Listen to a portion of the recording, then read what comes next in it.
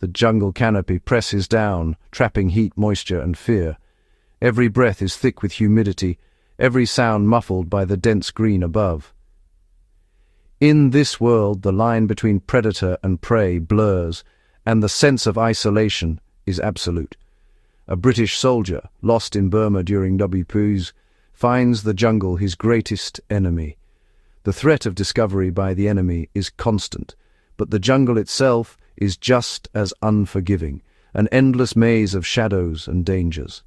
Thirst and hunger gnaw at him, but firing his rifle would give him away. Each step is a gamble, every movement a risk. The jungle tests his endurance, his willpower, and his ability to remain unseen. Survival now depends on ancient instincts, not military training. He listens for the faintest rustle, watches for subtle changes in the foliage, and trusts his gut to guide him through the unknown. He must find safe water, edible food, and hidden shelter, his life balanced on resourcefulness. Every decision could mean the difference between life and death, and there is no room for error. Far away, a Boer scout in South Africa moves like a ghost, reading the land for signs of the enemy. He slips through the tall grass. Sense is attuned to every shift in the wind and every mark in the earth. He carries little, relying on the veld for food, water, and fire.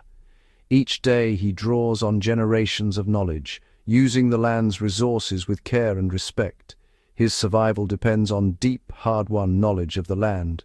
He reads animal tracks, knows which plants heal and which harm, and understands the rhythms of the wild.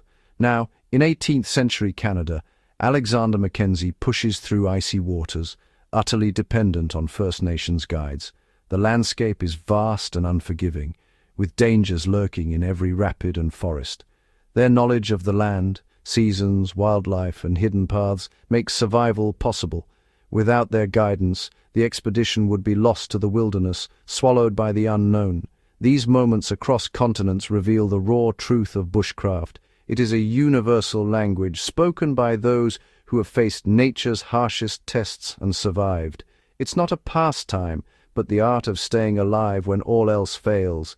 In the wild, comfort is a luxury, and every skill is a lifeline.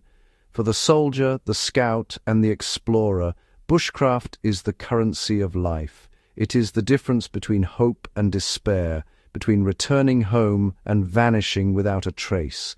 These skills are honed for survival, not leisure. They are passed down through generations, shaped by necessity and sharpened by experience. When stripped of modern conveniences, we all rely on the ancient craft of living with nature. In those moments, technology fades, and only knowledge and adaptability remain. Bushcraft is practical wisdom, shelter, fire, water, food. It is the foundation of survival, the skills that keep us alive when the world turns wild. It's a stark reminder.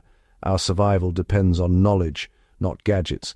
In the end, it is our understanding of the natural world that determines our fate. Their stories show that true resilience is rooted in understanding the world around us. In the wild, it is not strength or weapons, but wisdom and respect for nature that tip the balance between life and death. Bushcraft may sound modern, but its roots are ancient. These skills allowed our ancestors to spread across the globe, adapting to every environment. Each culture developed its own bushcraft, perfectly suited to its land. The sand-tracked game across the Kalahari. The Sami thrived with reindeer in the Arctic. Aboriginal Australians mastered fire and flora. This knowledge was practical, born of necessity, and passed down through generations. Fire without matches, shelter from blizzards, edible plants. These were life and death lessons. Bushcraft is not a modern invention, but a rediscovery of ancestral wisdom. It's the recognition that survival skills are embedded in our shared human history. When European explorers set foot on new continents, they carried blank maps and a sense of adventure, but also uncertainty. The vast, uncharted lands before them were mysteries waiting to be solved. Even with their compasses, sextants, and the latest tools of their age, these instruments often failed them in the wild, tangled forests and endless plains. Their very survival depended on the wisdom and experience of indigenous guides, people who understood every nuance of the land, its seasons, and its dangers. These guides could identify edible plants, track elusive animals, fish in secret streams, and follow trails invisible to outsiders, skills honed over countless generations. They patiently taught explorers how to build sturdy shelters from local materials, protecting them from harsh weather and wild animals. They demonstrated how to make fire in any weather, using ancient techniques that worked even in rain or snow. Without this essential guidance, explorers faced starvation, exposure, and disaster at every turn, their expeditions often ending in tragedy. The true key to survival was not European technology, but the deep-rooted expertise of indigenous peoples, whose knowledge was shaped by the land itself. In this relationship, the explorers became students and the guides were the masters, sharing their invaluable lessons. Expeditions succeeded not by conquering or overpowering nature, but by learning from those who had lived in harmony with it for centuries. Every step forward was built on the foundation of generations of local knowledge, passed down through families and communities. In the end, their journeys became powerful lessons in humility, adaptation, and the enduring value of listening to those who truly know the land. Exploration's harshest lessons came from the willingness, or refusal, to learn local bushcraft. Lewis and Clark survived by embracing indigenous knowledge, especially from Sacagawea, who guided, fed, and protected them. Her skills meant the difference between life and death. In contrast, the Franklin expedition perished in the Arctic, ignoring Inuit wisdom. Their advanced technology failed. They starved in a land where locals thrived. They didn't know how to hunt, build snow shelters, or prevent scurvy. The result was tragedy, starvation, desperation, and death. The lesson is clear. Survival depends on humility and adaptation. Those who listen and learn endure. Those who ignore perish. Bushcraft is the difference between thriving and vanishing. War accelerated the evolution of bushcraft. In WWII, survival skills became essential for soldiers, pilots, and special forces. Indigenous allies taught jungle movement, edible plants, and shelter building. These lessons were absorbed into military training, creating elite units like the Chindits and Merrill's Marauders. Survival manuals codified everything from water purification to snare construction. Bushcraft shifted from oral tradition to formal doctrine, tested under fire. Only the most reliable techniques survived the brutal realities of war. Modern survival training owes its roots to these hard-won lessons. After WWII, survival knowledge moved from the battlefield to the public.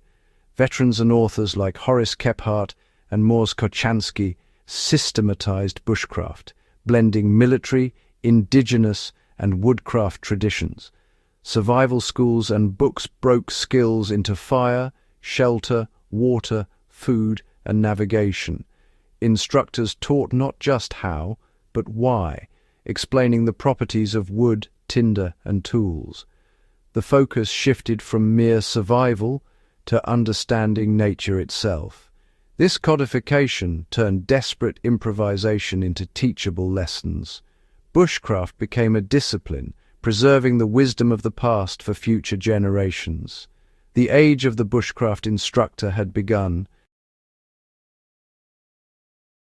Today, bushcraft may look like recreation, but it's a living link to our past. It's more than just a hobby. It's a way to experience the world as our ancestors once did, learning to read the land and respond to its challenges. Skills like fire lighting, shelter building, and cordage making echo ancient survival knowledge. These techniques, passed down through generations, remind us of the ingenuity and adaptability that allowed humans to thrive in the wild. Each action connects us to generations who relied on these skills for life. When we practice them, we honor the resourcefulness of those who came before us, keeping their wisdom alive in the present. Modern tools may differ, but the principles remain unchanged. The core ideas, using what's available, adapting to the environment, and respecting nature, are as relevant now as they were thousands of years ago. Carving wood, finding fat wood, or making rope from plants. These are rediscoveries, not inventions. Each skill is a bridge to the past, inviting us to learn by doing and to appreciate the simple, effective solutions of earlier times. Practicing bushcraft transforms a forest into a landscape of resources and possibilities.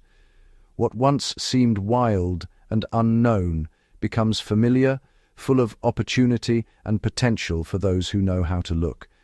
It's a way of seeing the world, not just surviving in it. Bushcraft teaches us to slow down, observe, and truly connect with the rhythms of nature. By learning these skills, we reconnect with our heritage and the environment. We build confidence, self-reliance, and a sense of stewardship for the natural world. Bushcraft is hands-on human ingenuity, timeless and universal. It's a celebration of creativity, problem-solving, and the enduring bond between people and the land. It's not just about survival, it's about understanding and belonging.